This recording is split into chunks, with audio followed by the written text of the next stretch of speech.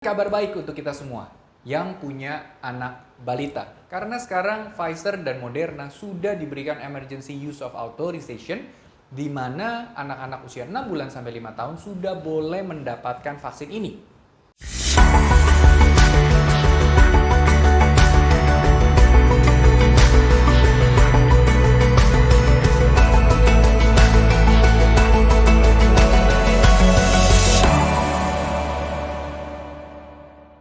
Halo Mami Millennials, kembali lagi di video YouTube kita hari ini bersama saya Dr. Gary.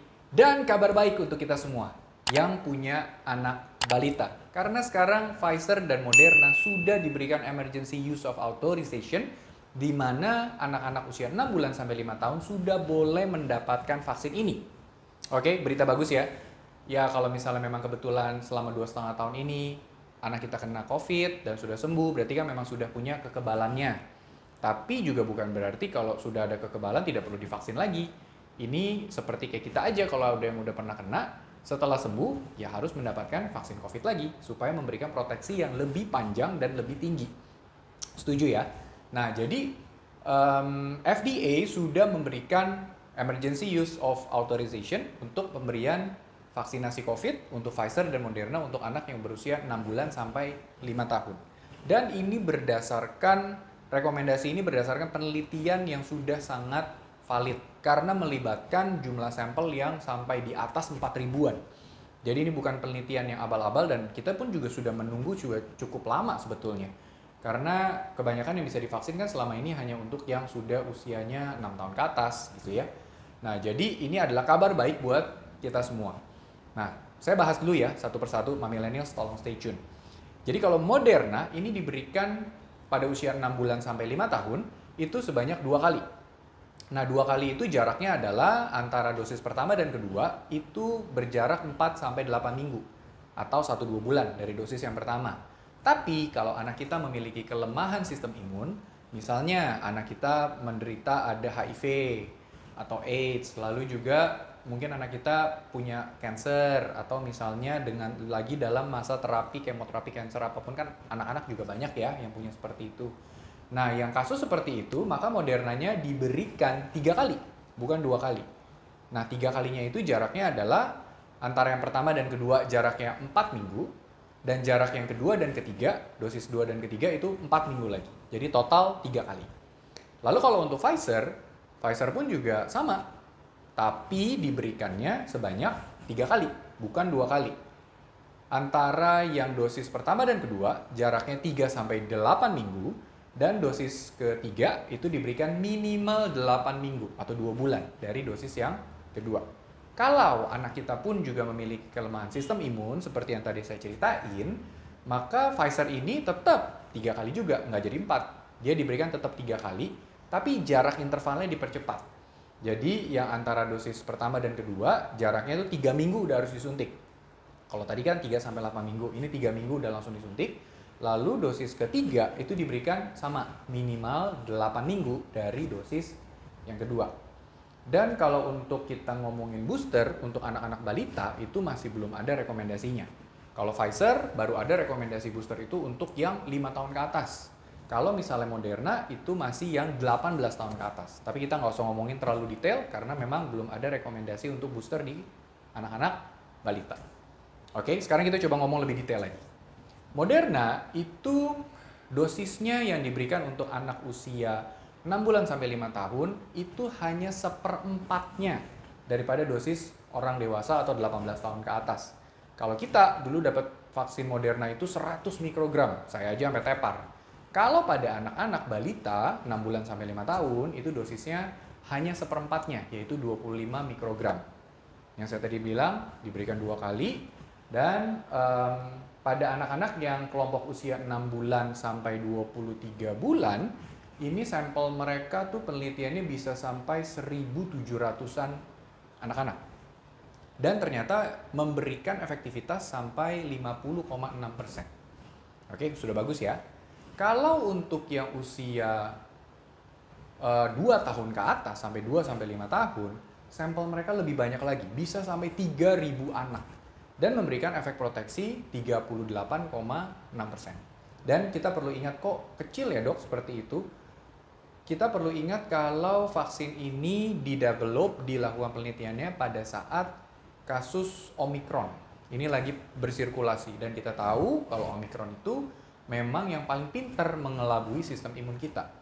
Sehingga kalau misalnya dengan efektivitas yang ada saat ini, yang 50,6% dan 38,6% itu sudah bisa memberikan efek proteksi yang baik untuk Omikron, pasti dia juga bisa akan memberikan proteksi yang lebih tinggi lagi untuk varian Alpha, Delta, Beta, Gamma yang lainnya.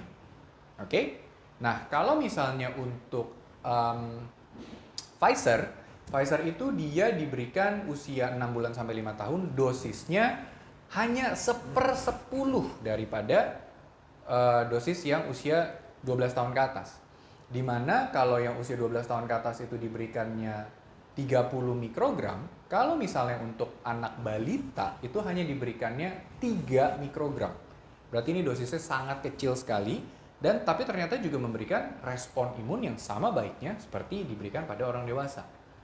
Oke, jadi nggak perlu khawatir, apakah kecilan, apa gimana, nggak usah takut. Karena dosis ini sudah diteliti, sudah bisa memberikan efek proteksi yang sangat baik. Dan pada saat penelitian itu dilakukan, efikasi daripada vaksin Pfizer ini diklaim bisa mencapai 80,6%. Sangat tinggi, dan di mana yang bersirkulasi itu adalah varian Omikron, seperti yang kita rasakan saat ini.